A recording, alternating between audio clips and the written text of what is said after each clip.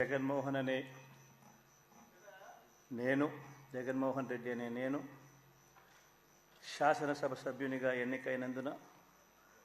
శాసనం ద్వారా నిర్మితమైన భారత రాజ్యాంగం పట్ల